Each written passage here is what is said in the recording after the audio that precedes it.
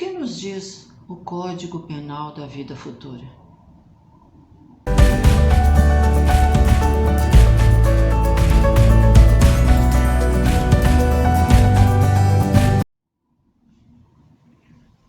Sejam todos muito bem-vindos a mais uma transmissão, mais um estudo da Associação Espírita Teresa d'Ávila. Que possamos realizar um trabalho que possa nos esclarecer e nos oferecer condições de caminhar em rumo à felicidade. Vamos hoje falar sobre uma obra de Kardec, O Céu e o Inferno. Este é o penúltimo livro de Kardec, escrito em 1865. E nele Kardec vai mostrar o que acontece com as almas depois da morte. Kardec começa o primeiro capítulo com a frase: vivemos, pensamos e operamos. Isto é certo. E morremos, o que também é certo. Mas ao deixarmos a terra, para onde vamos? Que seremos nós após a morte? Estaremos melhores ou piores? Essas são questões formuladas por Kardec neste primeiro capítulo. E além disso ele diz que ninguém jamais imaginou como estariam as almas depois da morte. Mas são elas, as próprias almas, que descrevem as suas condições, revelam suas impressões, falam sobre as transformações com a morte do corpo e com isso completam o que Jesus já havia ensinado. É sabido que as revelações contidas na obra de Kardec não foram feitas por apenas um espírito, que poderia ver as coisas pelo seu próprio ponto de vista, ainda prejudicado pelo entendimento da vida na Terra. Também não foram revelações feitas a uma única pessoa, que pudesse se deixar levar pelas aparências ou se iludir pela sua própria imaginação. Foram exemplos fornecidos por dezenas, centenas de espíritos de todas as categorias, desde os mais elevados até os mais inferiores da escala, que se manifestaram com o auxílio de médiuns no mundo inteiro. Com esse estudo, vamos tentar entender as condições em que se encontram as almas que partem da Terra, se elas são felizes ou infelizes, e conhecer as leis que regulam as penas e recompensas futuras, assim como a justiça divina e sua aplicação. No capítulo 7 de O Céu e o Inferno, a partir de suas observações e estudos, Kardec apresenta o Código Penal da Vida Futura, respondendo às questões relativas às consequências de nossos atos quando encarnados ou mesmo desencarnados.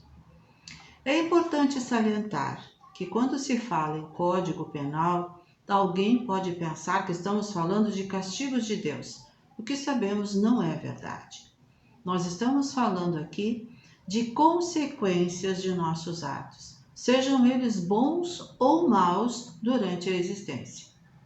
E Kardec está, conforme indicam os espíritos da codificação, nos alertando e orientando para que saibamos buscar o caminho que nos levará à felicidade. Esse código possui 3 artigos, que podem ser resumidos em 3 princípios muito fáceis de entender. Primeiro, o sofrimento é inerente à imperfeição. Todo sofrimento virá após a imperfeição. Toda imperfeição, assim como toda falta que dela procede, traz consigo o próprio castigo, nas consequências naturais e inevitáveis. Assim, a doença é a punição para os excessos. O excesso que nós praticamos, sejam eles quais forem, acabam nos trazendo a doença. E o tédio é a consequência da ociosidade e da preguiça. Podendo todo homem, é o terceiro item, todo homem libertar-se das imperfeições por efeito da vontade, pode igualmente anular os males consecutivos e assegurar a futura felicidade. Todos nós temos condições de nos libertar das nossas imperfeições, por efeito da nossa vontade. Nós temos que querer fazer isso. E com isso podemos anular aqueles males que são consequências do mal que fizemos. E assim asseguramos a nossa felicidade. Sendo o sofrimento inerente à imperfeição, a alma ou espírito sofrerá na vida espiritual as consequências de todas as imperfeições que não conseguiu corrigir na vida corporal. O sofrimento é consequência da imperfeição do espírito. E durante a vida na Terra, nós temos oportunidade de corrigir nossas faltas. Mas quando isso não acontece, deveremos fazê-lo na vida espiritual. A lei do progresso permite a todos nós buscarmos o bem que ainda nos falta e também nos ajuda a que nos afastemos do mal. O futuro é aberto a todos e lá está Deus no futuro, recebendo a cada um, na medida em que atingem a perfeição. O progresso é determinismo divino. E à medida em que vamos progredindo, nós temos condições de fazer melhores escolhas e nos afastarmos do mal. E ao nos afastarmos do mal, podemos ter a certeza de que Deus estará de braços abertos para nos receber. A alma carrega consigo o próprio castigo ou o próprio prêmio, dependendo do mal ou do bem que tenha praticado. É por isso que o inferno está em toda parte, onde haja almas sofredoras. Da mesma forma, o céu estará onde haja almas felizes. Então isso aqui nos mostra que devemos deletar essa condição de céu. Nós vamos para o céu por causa disso ou daquilo, ou nós vamos para o inferno por causa deste ou daquele problema. Por que acontece isso? Porque as leis de Deus estão gravadas em nossa consciência, ofuscadas pelos instintos que ainda prevalecem e nos levam a escolhas equivocadas. Mas todos nós sabemos, em maior e menor ou menor grau, quando estamos cometendo um erro. E essa consciência identifica a imperfeição e nos causa dor. E isso, portanto, nos deixa bem claro. Quando nós sabemos que temos um erro praticado, cometemos uma infração às leis de Deus, nós estaremos sofrendo. E quando nós fizermos o bem, nós estaremos felizes. E o inferno estará conosco junto da dor. E a felicidade estará conosco, o céu estará conosco, quando estivermos felizes, certos de que estamos fazendo aquilo que deveríamos ter feito, que deveríamos fazer. O bem ou o mal que fazemos estão diretamente relacionados às qualidades que já possuímos ou não. Quando deixamos de fazer o bem, que nos é possível, demonstramos uma imperfeição. Se toda a imperfeição, orgulho, inveja, egoísmo, vaidade, ganância e assim vai, gera sofrimento, nós deveremos, além de sofrer pelo mal que fazemos, sofrer também pelo bem que deixamos de realizar. Se vemos alguém passando por nós com alguma dificuldade, ou se nós convivemos com alguém que passa por dificuldades, mas mesmo com condições de estender a mão, de ajudar, nós fazemos de conta que não vemos. Logo percebemos que estamos fazendo mal. E não é só isso. Se vemos também, ou quando sabemos, que podemos fazer alguma escolha, que pode ser um bem para toda uma comunidade ou uma sociedade, e ainda assim eu decido por outra que me favoreça, especialmente em detrimento da maioria, eu estou fazendo mal. Em resposta à questão 642 do Livro dos Espíritos, os benfeitores explicam isso, dizendo que cumpre ao homem fazer o bem no limite de suas forças, e que responderá por todo o mal que seja o resultado de não ter praticado o bem. Então, nossa escolha é muito simples. O que nós devemos é fazer o bem ou fazer o bem. Não existe outra opção para a felicidade. Com isso, os Espíritos esclarecem que a completa perfeição e purificação do Espírito traz a felicidade, enquanto toda e qualquer imperfeição só causará sofrimento. Emmanuel também, no livro Inspiração, psicografado por Chico Xavier, diz que a felicidade não poderá realmente existir na Terra enquanto se puder ouvir um só gemido de sofrimento.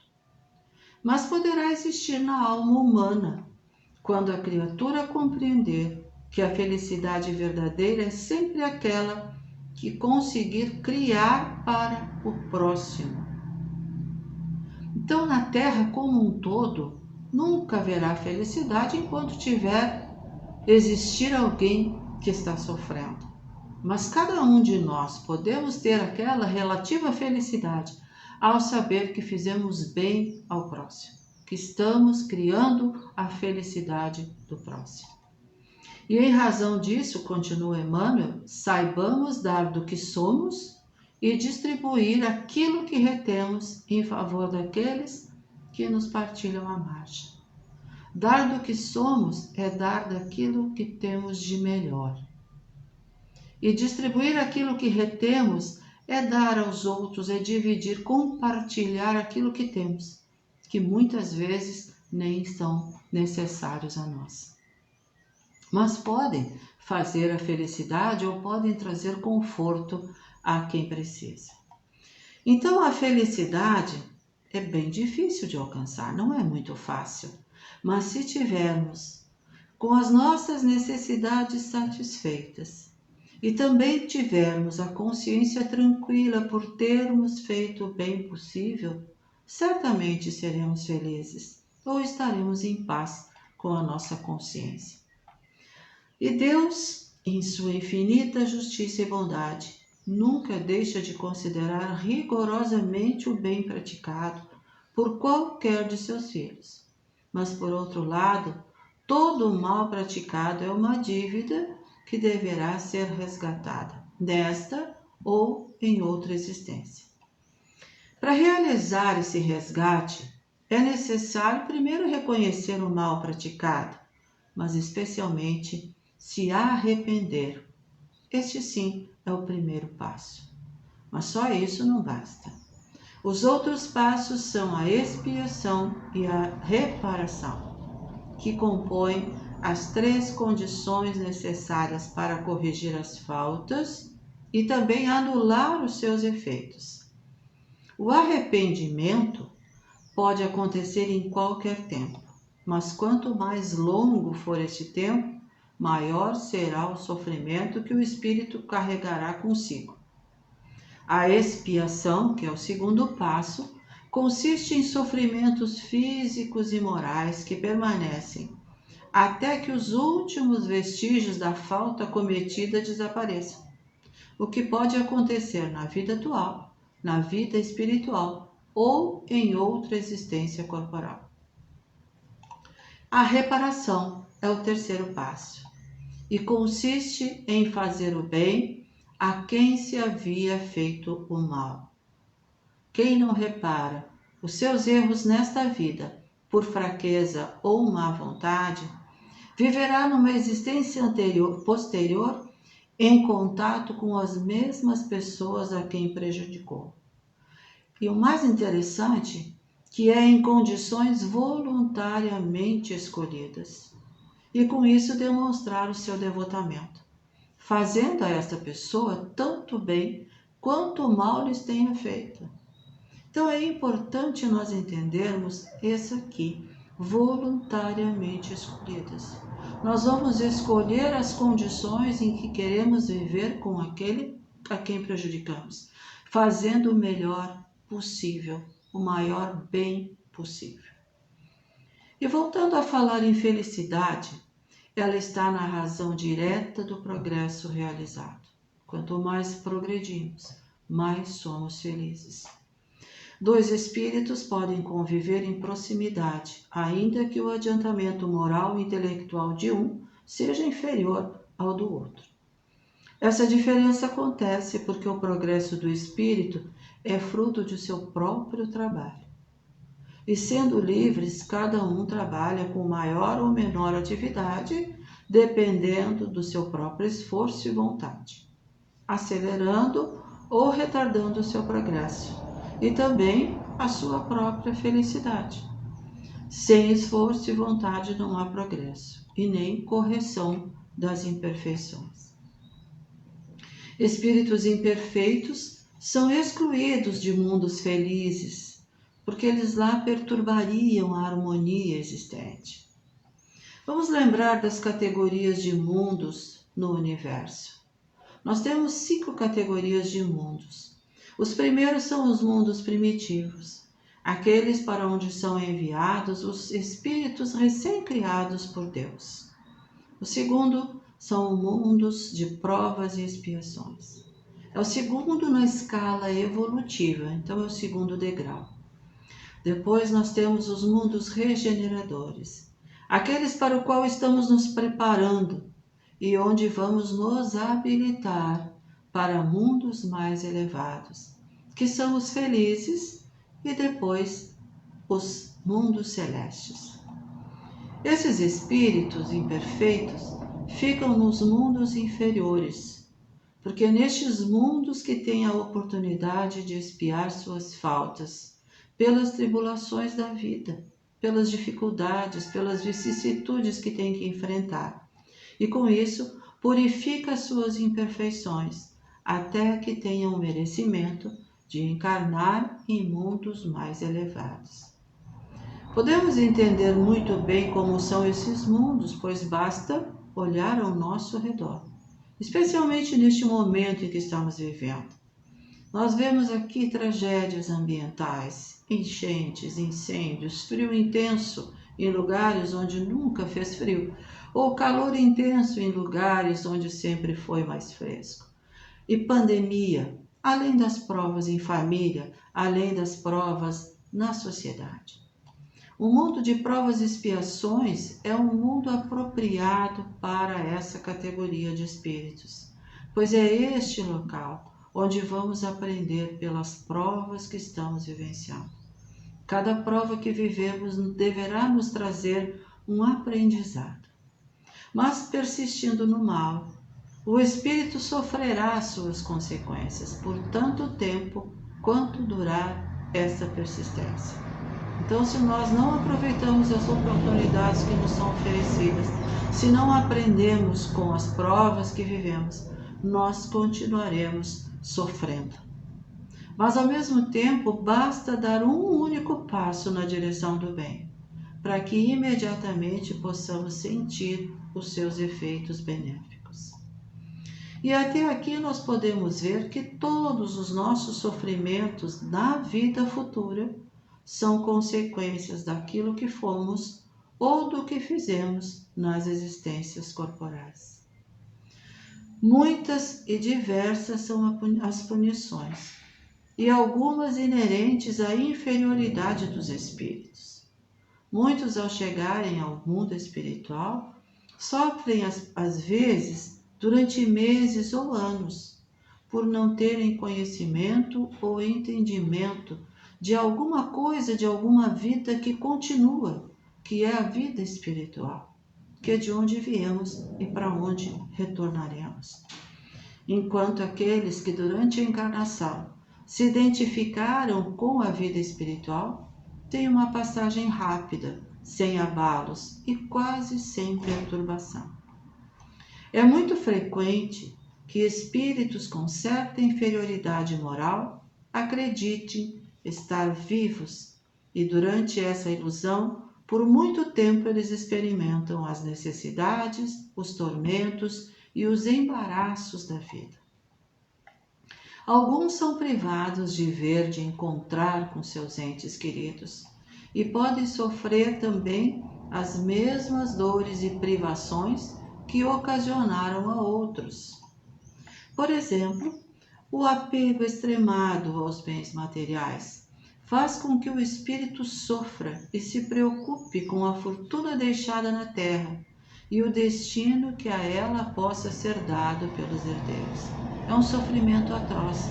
O espírito não consegue se desvencilhar daquele dinheiro, daquela fortuna que tenha adquirido, que tenha acumulado.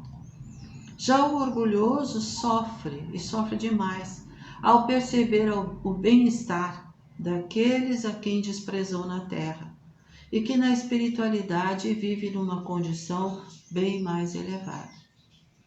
E o que podemos fazer para evitar ou atenuar as consequências futuras de uma falta praticada? O único caminho que existe é a reparação enquanto estamos juntos. A demora na reparação torna as consequências mais rigorosas e muito mais dolorosas. O capítulo 10 de O Evangelho segundo o Espiritismo, cujo título é Bem-aventurados os que são misericordiosos, começa com a frase de Jesus, registrada por Mateus, que diz: reconciliai-vos o mais depressa possível com seu adversário, enquanto estais com ele a caminho. Enquanto estamos juntos, enquanto estamos convivendo, enquanto estamos repartindo ou dividindo espaços. E Kardec explica que na prática do perdão e na prática do bem, em geral, não há somente um efeito moral, mas também um efeito material, já que a morte não nos livra de nossos inimigos. Espíritos vingativos perseguem seus inimigos, mesmo no além-túmulo, mesmo no mundo espiritual. Conclui-se que a situação do espírito no mundo espiritual é aquela que foi preparada pelo próprio espírito na vida corporal. As penas sofridas pelo espírito na vida espiritual juntam-se às da vida física em nova encarnação.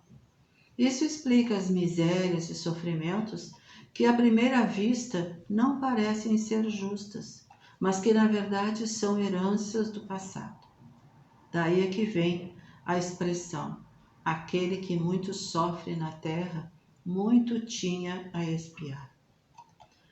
Deus, em sua infinita sabedoria, poderia nos ter criado perfeitos, mas quis que o progresso constituísse lei geral, que todos nós devêssemos progredir.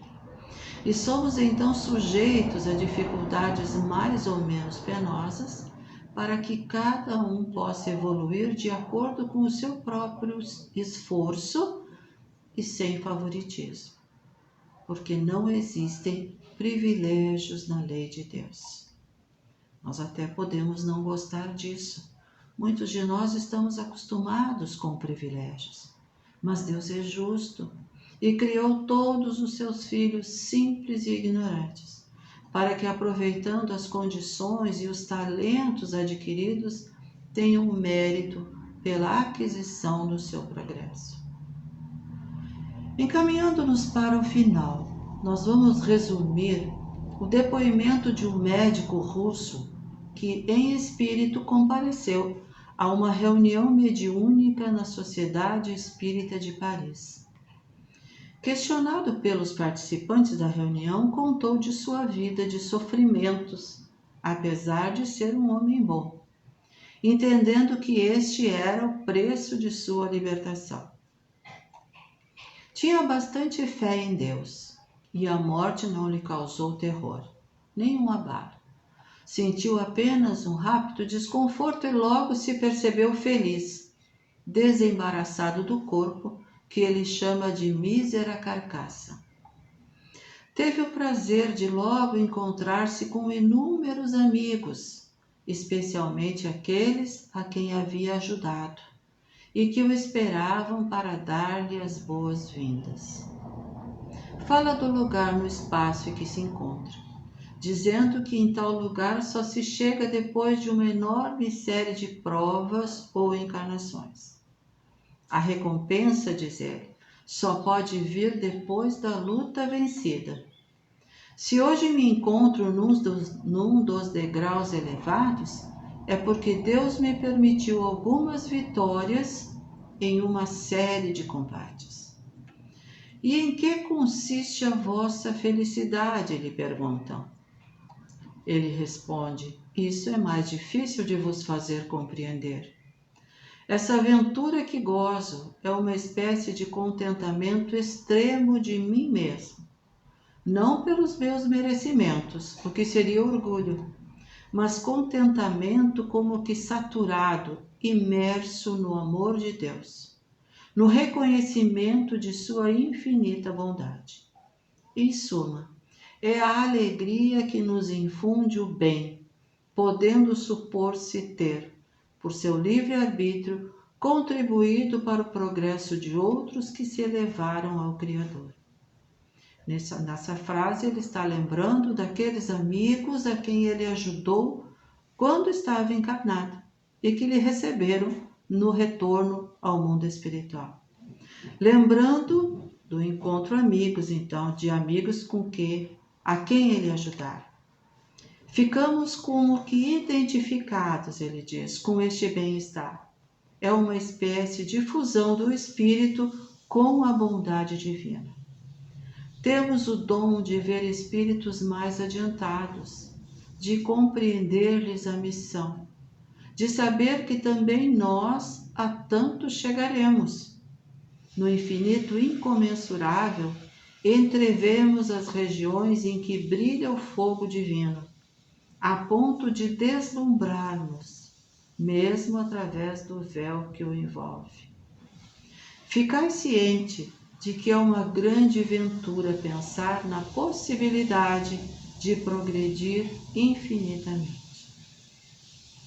Este irmão, então, pela sua prática no bem, confirma as informações dadas a Kardec pelos amigos espirituais.